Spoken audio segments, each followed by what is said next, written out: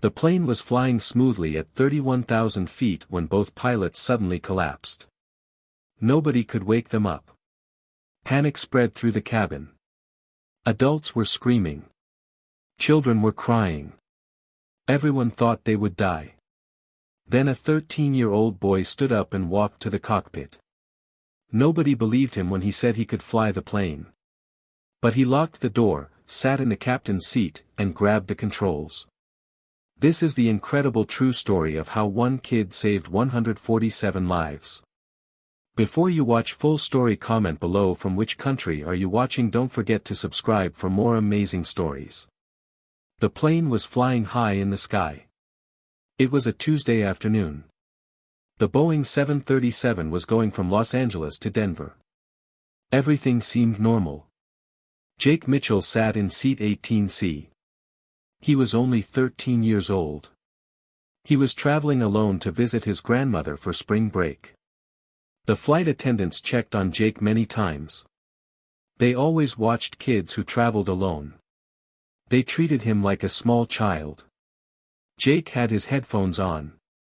He was listening to music. But under his jacket, he had something secret. It was his father's old flight manual.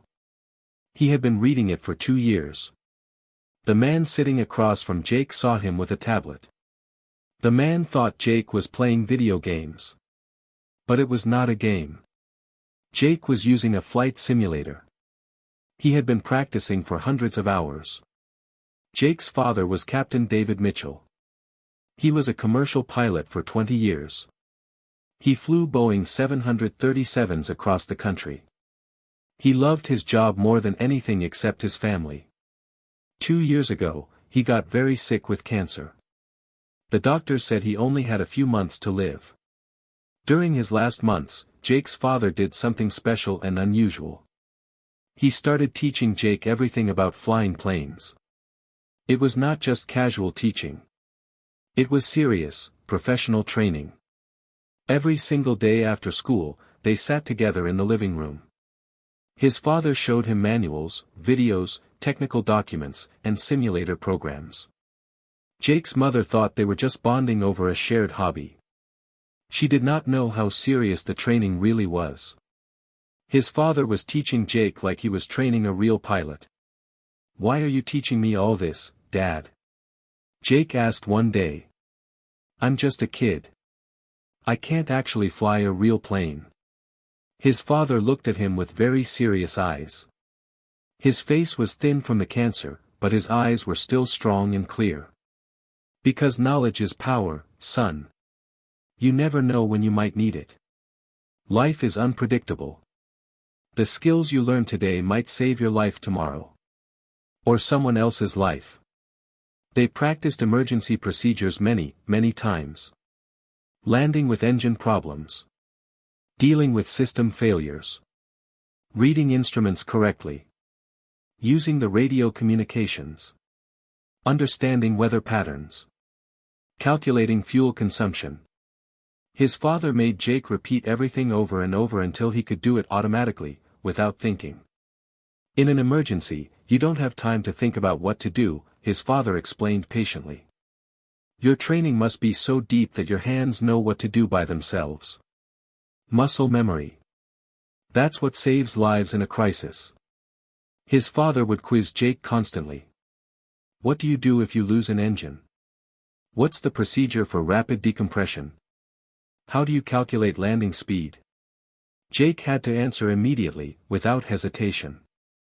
Sometimes Jake got frustrated. "Dad, this is too much. I'll never remember all of this." His father would smile gently. "You will remember, son. Trust me. When you need it, it will all come back to you." The brain is amazing that way. After his father died, Jake felt lost and alone. But he kept practicing as a way to stay connected to his father's memory. Every night, he ran through procedures on the simulator. Every week, he read the flight manuals carefully. He memorized checklists. He studied diagrams. He watched training videos. He memorized everything his father had taught him. His friends at school never knew. His family never knew how seriously he studied. It was his private secret, his special connection to his father. When other kids were playing video games, Jake was practicing instrument approaches. When other kids were watching movies, Jake was studying emergency procedures. He did it because it made him feel close to his father. He did it to honor his father's memory. He never imagined he would actually need to use this knowledge. He never imagined that one day, all this training would save 147 lives. Inside the cockpit, Captain Williams and First Officer Sarah Chen were talking normally. They had just finished eating lunch. "I feel strange," Captain Williams said suddenly. "My head feels dizzy." "Me too," Sarah replied. "I feel very tired." Within 1 minute, both pilots started feeling much worse. Their vision became blurry. Their hands started shaking. The chicken pasta they ate was contaminated. Bad bacteria was attacking their nervous system very fast. Captain Williams tried to grab the radio. His hand missed it. Everything was spinning. Then he collapsed forward onto the controls. Sarah tried to reach for the emergency button. But before she could press it, she fell unconscious in her seat. Both pilots were now completely unconscious at 31,000 feet. The autopilot was still flying the plane. But nobody was awake to watch it. The plane had 147 people on board. Linda Martinez was the senior flight attendant. She noticed something wrong. The cockpit door had not opened in over an hour. She knocked on the cockpit door. No answer. She knocked again, louder. Still nothing. She used her emergency code to unlock the door. What she saw made her freeze with fear. Both pilots were unconscious. Captain Williams was slumped over. First Officer Chen was hanging forward in her seat belt. White foam was coming from their mouths. Linda checked their pulses. They were alive, but they would not wake up. She shook them hard. She called their names loudly. Nothing worked. Linda grabbed her colleague Marcus. "Both pilots are unconscious," she whispered. Marcus looked shocked. "That's impossible. Come see for yourself." When Marcus saw the unconscious pilots, his face went white. This was their worst nightmare. Linda picked up the intercom microphone. She tried to keep her voice calm. "Ladies and gentlemen, we have a medical emergency in the cockpit. If there is anyone on board with pilot experience, please identify yourself immediately." The cabin exploded with noise. People started shouting questions. Parents grabbed their children. Some people started crying. An older man rushed forward. He said he was a retired military pilot. But when he looked at the modern cockpit, he shook his head. "I flew planes 30 years ago," he said. "These systems are completely different. I don't know how to operate this." 3 people said they played flight simulator games. But they admitted they only played for fun. They had never trained on real procedures. Linda made the announcement again. This time her voice was desperate. "Please, if anyone has any flight training at all, we need you now." The passengers were panicking. Everyone understood they were going to die. Jake heard the announcement. His stomach dropped. He knew exactly what was happening. Both pilots were down. Nobody could fly the plane. His father's voice came into his mind. "If you ever see an emergency, and you have the knowledge to help, you must act." Jake's hands were shaking. He was just 13 years old. Every adult would think he was crazy. But he knew he was the only one who could help. He unbuckled his seatbelt and stood up. He started walking toward the front of the plane. "Someone stop that kid," a man shouted.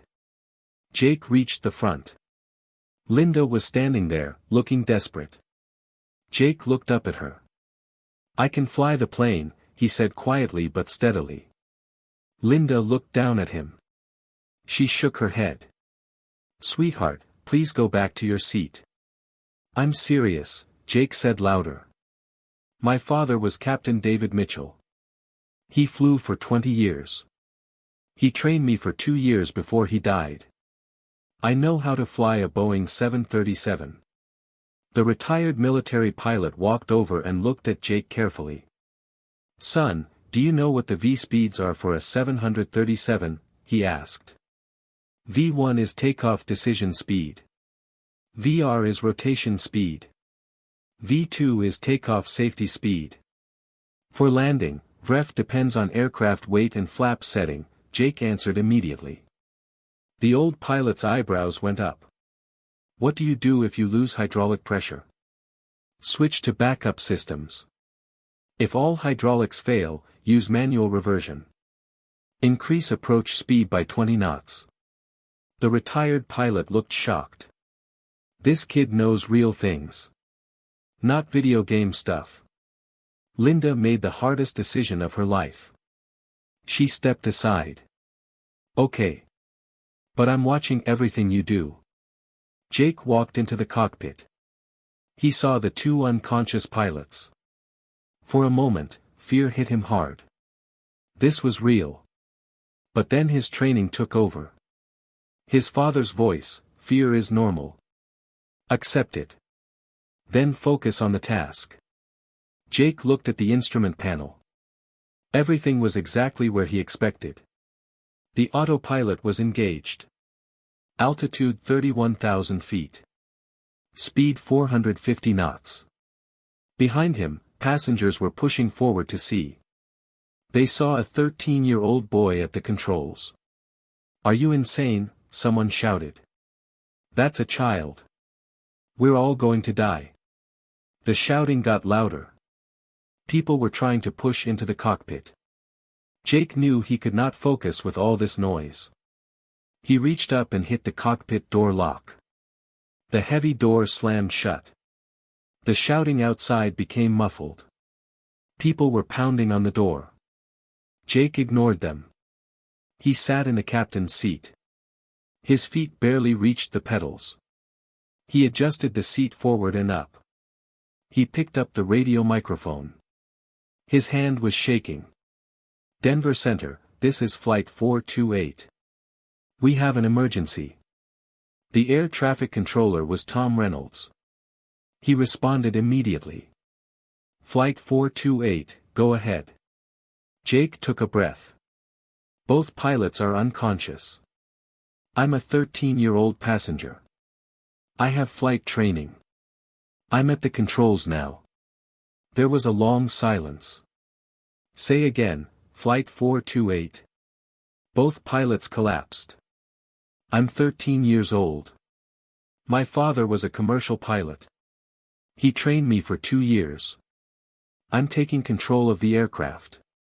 Tom felt his heart racing. In 25 years, he had never heard anything like this. He hit the emergency button. Flight 428, stand by. He explained the situation to his supervisor.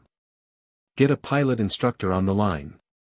Get emergency services ready. Record everything. Tom came back on. Flight 428, we're here to help you. Can you tell me your current status? Jake looked at the instruments. Altitude 31,000 feet. Heading 045. Speed 450 knots. Autopilot engaged. All systems normal. Fuel is 8,000 pounds. Tom was impressed. The kid was reading instruments correctly. What's your name? Jake Mitchell.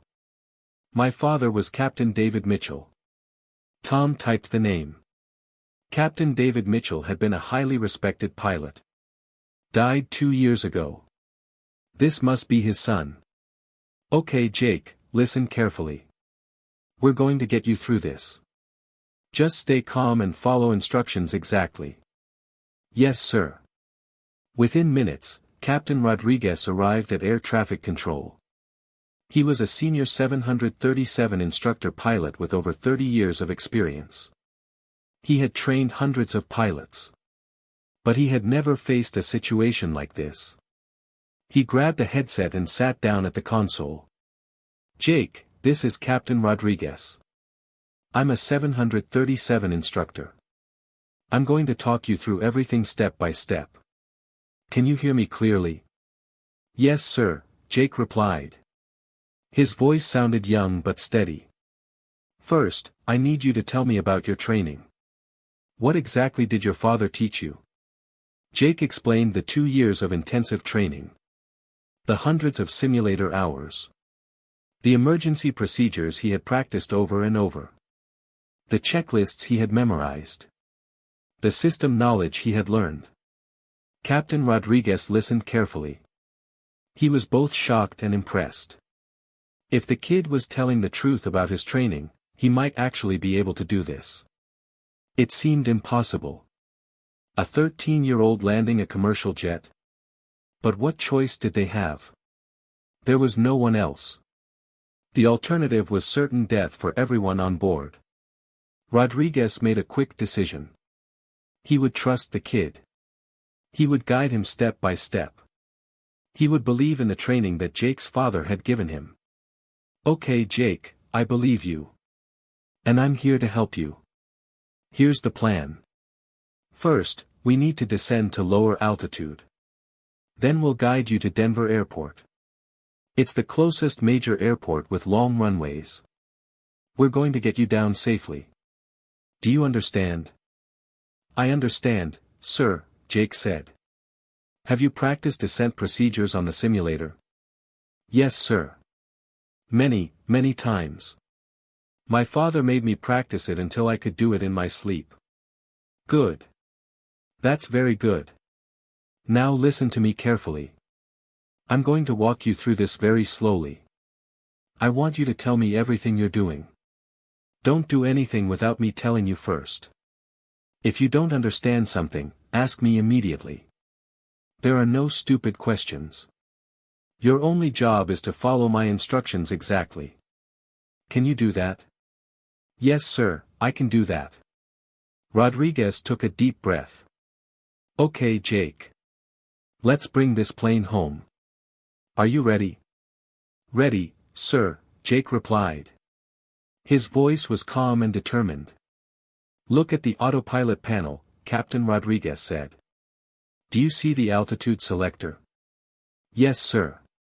"Turn that knob and set it to 10,000. Turn it slowly." Jake turned the knob. The numbers scrolled down. He stopped at 10,000. "Altitude selector set to 10,000 feet, Jake confirmed. "Perfect. Now find the vertical speed selector. Set it to 1,500 feet per minute descent." Jake adjusted it. "Set to -1,500. Now press the Alt button. That starts the descent." Jake pressed it. He felt the nose dip slightly. The plane began descending smoothly. "Descent started," Jake reported. "Passing 30,500 feet." In the cabin, passengers felt the descent. Some panicked more. Others prayed. Captain Rodriguez kept talking. "You're doing great, Jake. Now we need to slow down. See the speed selector?" "Yes, sir." "Set it to 250 knots." Jake adjusted it. Set to 250 knots. The descent continued smoothly. Jake kept watching the instruments. His training was coming back automatically. 20 minutes later, they were level at 10,000 feet. Jake had executed the descent perfectly. "Okay, Jake, now comes the hard part. We need to set you up for landing. Denver is 40 miles ahead. We're lining you up with runway 34 right. It's 12,000 feet long." "I understand," Jake said. "First, we need to extend the flaps. Look at the flap lever on the center console." "I see it." "Move it to position 1. Jake grabbed the lever. It was stiff. He pulled hard and moved it to position 1. The aircraft shuddered slightly. "Flaps to 1, Jake reported. Good. Now we're going to turn toward the airport. Set heading to 340 degrees. Jake turned it. The aircraft started banking right. Heading 340 set. Perfect. You're pointing directly at the runway. 10 minutes later, they were 15 miles from the runway. Flaps to 5. Jake moved the lever. Flaps 5. Speed to 210 knots. 210 knots set. Now Jake, we need to lower the landing gear. Pull the gear lever down. You'll hear a loud noise. That's normal. Jake grabbed the gear lever and pulled it down. Immediately, there was a loud grinding noise. The aircraft shuddered. Jake remembered his training, this was normal. The noise continued for 10 seconds. Then 3 green lights appeared. 3 green lights, Jake reported. Gear down and locked. Excellent. That's perfect, Jake. The aircraft was now configured for landing. Flaps extended. Gear down. Speed at 210 knots. 10 miles from the runway. Okay Jake, here comes the hardest part, Captain Rodriguez said. You need to disconnect the autopilot and fly manually to land. Are you ready? Jake's mouth went dry. This was it. I'm ready, he said. Put your hands on the control yoke. Jake put both hands on it. It felt solid and heavy. When you disconnect the autopilot, the aircraft becomes more sensitive. Be gentle. I understand. Press the autopilot disconnect button on the yoke. You'll hear a warning. Jake pressed it. A loud beeping filled the cockpit. The aircraft was now in manual flight. Jake felt the yoke come alive. He could feel everything. His heart was racing. I have control, Jake said. You have control, Captain Rodriguez confirmed. Now, look outside. Do you see the runway? Jake looked up. Far ahead, he could see 2 lines of lights. I see it. Good. You're lined up perfectly. Fly straight toward those lights. Keep the wings level. Jake gripped the yoke. He made tiny corrections. The aircraft stayed steady. Flaps to 15, Rodriguez instructed. Jake moved the flap lever with his right hand. Flaps 15. Speed to 170 knots. Jake pulled the throttles back slightly. The speed decreased. They were now 5 miles from the runway. Jake could see it clearly. Flaps to 30. Final landing configuration. Jake moved the flaps. Flaps 30. Speed to 140 knots. 140 knots. The aircraft was fully configured. Jake was flying manually. 3 miles from the runway. Okay Jake, listen carefully, Captain Rodriguez said calmly. You're going to land this aircraft now. I'll talk you through every second. Just do exactly what I say. Yes sir. Keep the runway centered. If it moves left, turn slightly left. If it moves right, turn slightly right. Jake made tiny corrections. The runway stayed centered. 2 miles. You're doing great. Start descending now. Pull the throttles back slightly. Let the nose drop a little. Jake pulled the throttles back. The aircraft started descending.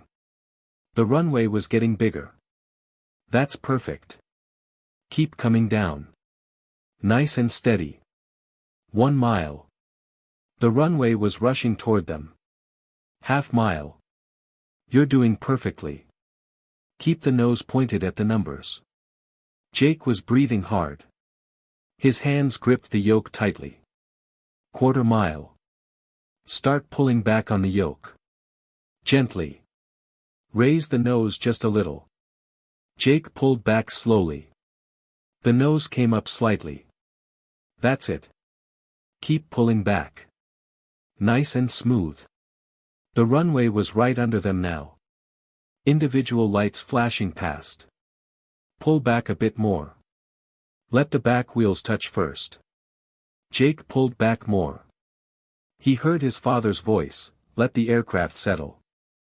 Thump. The back wheels hit the runway. It was hard, but they were down. Jake immediately pushed the throttles into reverse thrust. The engines roared. Thump. The front wheel hit. Jake pushed his feet on the brake pedals. The aircraft was slowing down. They were on the ground. Brakes, Jake. Steady pressure. Jake pressed the brakes harder. The aircraft was slowing rapidly. Emergency vehicles were racing alongside. Fire trucks, ambulances, police cars. All with lights flashing. The aircraft slowed more. 60 knots. 40 knots. 20 knots. 10 knots. Finally, they stopped. Right in the middle of the runway. The engines were still running, but they were completely stopped. Jake sat frozen. He could not believe it. They were down. They were safe. He had actually landed a Boeing 737. Jake! You did it! Captain Rodriguez's voice was shouting with joy. You just landed the aircraft. You saved everyone. Jake could not speak. His hands were shaking. Tears came to his eyes. Jake, you need to shut down the engines. Do you remember how? Jake reached up to the overhead panel. He pulled the fuel levers to cut off. The engines wound down and stopped. The cockpit door burst open. Linda rushed in with tears streaming down her face. She grabbed Jake and hugged him tight. You did it. Oh my God, you saved us all. Other flight attendants crowded in. Everyone was crying and hugging Jake. Outside, emergency crews surrounded the aircraft. Paramedics rushed on board to check the unconscious pilots. In the cabin, passengers were crying, laughing, and cheering. They had just survived the impossible. A 13-year-old kid had saved all their lives. Emergency personnel helped Jake out of the cockpit. His legs were weak. They took him down the stairs. When his feet touched the ground, he collapsed. Paramedics caught him. I'm okay, Jake said weakly. Just tired. You're more than okay, son, a firefighter said with tears. You're a hero. Jake was taken to the hospital for evaluation. He was physically fine. Just exhausted. The two pilots were also rushed to the hospital. Doctors determined they had food poisoning. They would recover fully. Within hours, Jake's story was on every news channel in the world. CNN, BBC, Al Jazeera, every major network was covering it. Boy hero lands jet. 13-year-old saves 147 lives. Miracle landing by teenage pilot. The footage from the airport cameras showed the Boeing 737 landing, slightly hard but safe. Emergency vehicles racing alongside. The plane coming to a stop. Everyone was amazed that a child had done this. Social media exploded with the story. Hashtag Jake Mitchell was trending worldwide. Millions of people were sharing the news, commenting, expressing disbelief and admiration. Reporters from around the world descended on Denver. They wanted interviews. Major TV shows wanted him as a guest. The President of the United States called personally to congratulate him. Foreign leaders sent messages of praise.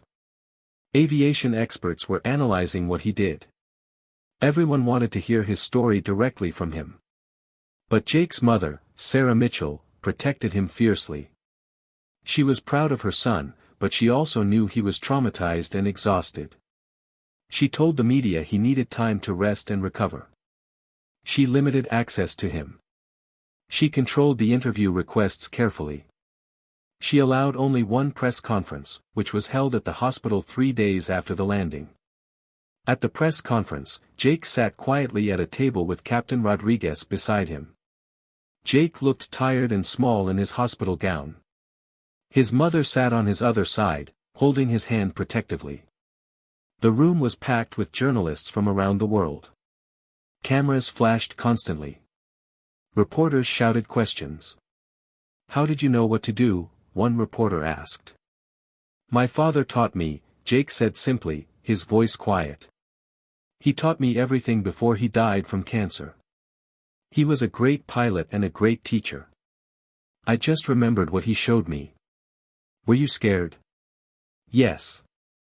Very scared. I thought we were all going to die. But my father taught me that fear is normal. You accept it and then you focus on the task. You do what needs to be done." "What would you say to your father if he was here right now?" Jake's eyes filled with tears. His voice broke slightly. "I would say thank you, Dad. Thank you for teaching me. Thank you for preparing me for something I never thought would happen. Thank you for believing in me. I love you and I miss you every day." There was complete silence in the room. Many of the journalists had tears in their eyes too. At school, Jake became instantly famous. His classmates looked at him completely differently now. He was no longer just a quiet kid who sat in the back of class. He was the boy who saved 147 lives. Some kids wanted autographs. Some wanted selfies with him. Some just stared at him in the hallways. Teachers treated him with special respect. It was overwhelming and strange. The passengers from Flight 428 stayed in contact with each other. They felt bonded by their shared experience of survival. They created an online group called the 147 Club. They shared their stories. They supported each other. Every year on the anniversary, they planned to meet to celebrate being alive, to remember that incredible day, and to honor the brave young boy who saved them all. For weeks after, Jake had nightmares. He would wake up sweating, dreaming about crashing. The responsibility had been too much for a 13-year-old. His mother took him to a therapist. The therapist helped Jake understand what he experienced. "What you did was heroic," the therapist said. "But it was also traumatic. It's okay to feel scared now." Slowly, Jake began to heal. The nightmares became less frequent. But something had changed in him forever. "I'm not a normal kid anymore," Jake told his therapist. "I know what it's like to hold people's lives in my hands." The Federal Aviation Administration held a special ceremony. They gave Jake an award for extraordinary airmanship. "What Jake Mitchell did shouldn't have been possible," the FAA administrator said. "But he proved that with proper training and courage, anything is possible." Captain Rodriguez flew to meet Jake. When they met, Rodriguez hugged Jake like his own son. "You were the best student I ever taught," Rodriguez said. "And I never even met you until after you landed." The airline gave Jake a lifetime pass for free flights. You can fly anywhere in the world, free, forever. Jake's story became part of aviation history. It was taught in pilot training courses worldwide. The Flight 428 emergency became a famous case study that every aviation student learned about. Aviation experts and psychologists studied Jake's actions in detail. They analyzed every decision he made, every procedure he followed, every communication he had with air traffic control. They were amazed at how well he had performed under such extreme pressure. Jake succeeded because of several critical factors, one aviation expert explained at an international safety conference. First, he received excellent technical training from his father, who was himself a highly skilled pilot. Second, he had extensive practice through simulation, hundreds of hours of realistic practice. Third, he had proper mental preparation for emergencies. Fourth, he demonstrated the ability to remain calm under extreme pressure. Fifth, he had the ability to focus on the immediate task rather than giving in to fear and panic. These are lessons that all pilots, young and old, experienced and new, can learn from. Flight schools around the country and around the world started offering youth aviation programs because of Jake's story. They created special courses for teenagers who wanted to learn about aviation. Enrollment in these programs increased dramatically after Jake's landing became famous. Jake showed us something very important, one flight instructor said at the opening of a new youth aviation program. He showed us that age doesn't matter as much as we thought. What really matters is the quality of training, the dedication to learning, and the determination to succeed. Young people are capable of far more than we usually give them credit for. Jake's father, Captain David Mitchell, became recognized posthumously as an extraordinary teacher and visionary. Aviation educators studied his teaching methods carefully. He didn't just teach his son how to move controls and read instruments, an aviation education specialist explained. He taught him how to think like a pilot. How to prioritize tasks in an emergency. How to manage stress and fear. How to make good decisions when everything around you is chaotic. How to stay focused when others are panicking. That's the mark of a truly extraordinary teacher. He gave his son not just technical knowledge, but wisdom. Captain David Mitchell's old flight school in California created a special scholarship fund in his name.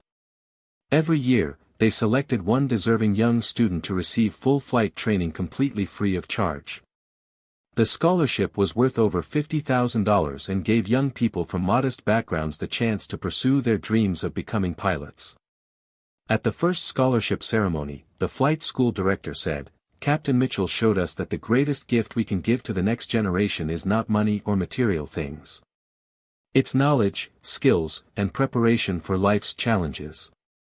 This scholarship honors his memory by helping young people follow in his footsteps. 6 months after the emergency landing, Jake had to decide about his future.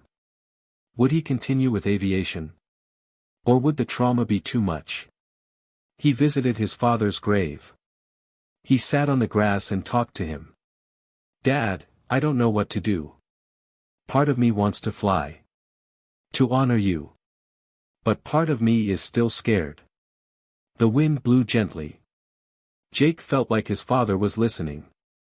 "What would you want me to do?" In his heart, Jake knew the answer. His father would want him to overcome his fear. Jake stood up. He had made his decision. "Okay, Dad. I'll do it. I'll become a pilot. A real one. Like you." When Jake turned 16, he started formal flight training. He got his student pilot license. He began flying small planes with an instructor. His first flight in a real aircraft was emotional. As the small Cessna lifted off, Jake felt his father's presence. "I'm flying, Dad," he whispered. "I'm really flying." His instructor was amazed. "You fly like someone with hundreds of hours. Your fundamentals are perfect." "My father was a good teacher," Jake said. The media covered his progress. Boy who saved 147 lives now learning to fly officially. Jake was dedicated. He studied hard. He practiced constantly. He wanted to be the best pilot he could be. Not for fame, but to honor his father's memory. On the first anniversary of Flight 428's emergency landing, all the passengers gathered in Denver. They met at the airport, at the exact spot where Jake had landed. Jake was the guest of honor. When he arrived, everyone applauded. Some cried. Many hugged him. Mrs. Patterson brought her entire family. "This is the boy who gave me more time with my family," she told them. Her 5-year-old great-granddaughter looked up at Jake. "You're a real superhero." Jake knelt down. "No, I'm not a superhero. I'm just someone who learned things from his dad and used them to help people." "That sounds like a superhero to me," the little girl said. The passengers shared their stories about how Jake's actions had changed their lives. "I hug my kids longer now," one father said. "Because I almost didn't come home to them. Jake gave me that chance. I started traveling the world," a woman said. "Because Jake reminded me that life can end anytime. Jake realized his actions had affected people in ways he never imagined. It was not just about landing a plane. It was about giving people second chances at life. 10 years after the emergency landing, Jake was 23. He was now a captain himself, flying the same Boeing 737. He still carried his father's old flight manual. It was worn and faded, but he kept it in his flight bag always. Every year on the anniversary, he flew the Los Angeles to Denver route if he could. And every year, some of the original passengers bought tickets to fly with him. Mrs. Patterson, now in her 80s, still flew with him when she could. "As long as I can walk, I'll be on your anniversary flight." Jake married a fellow pilot. They had a daughter. They named her Davina, after Jake's father David. When Davina was old enough to ask, "Daddy, why are you famous?" Jake told her the story. "When I was 13, both pilots on a plane got sick. Nobody else could fly it. So I did.